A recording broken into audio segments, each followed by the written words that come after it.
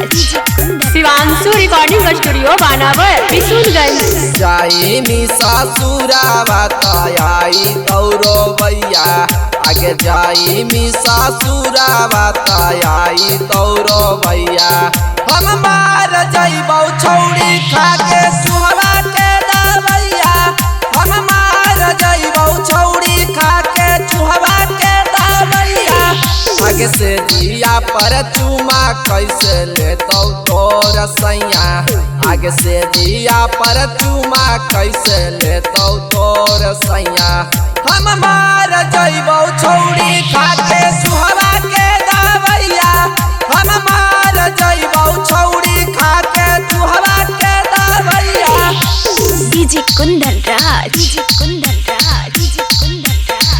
आगे मार जइबौ छौड़ी खाके सुहवा के दवैया।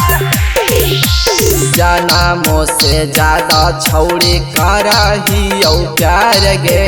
मांगिया हम भारा बउआ बनाबौ भातार गे जन्मों से ज्यादा छौड़ी करहियो प्यार गे मांगिया भरबौ तोरा बनाबौ भातार गे नीक नहीं लगतौ छौड़ी पानी आया खैया आगे नीक नहीं लगतौ छौड़ी पानी आया खैया आगे मार जइबौ छौड़ी खाके सुहवा के दवैया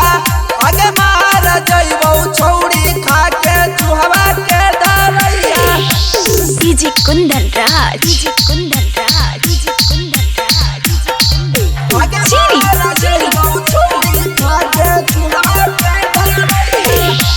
काहे लागी खैनी हाना बरवा तोरा क्रिया गे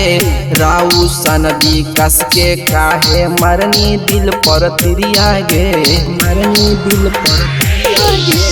काहे लागी खैनी छौड़ी बरवा तोरा क्रिया गे राउ सन विकसवा के मरनी दिल पर तिरिया गे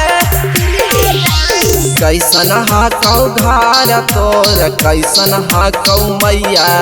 आगे कैसन हाकौ घर तोर कैसन हाकौ मैया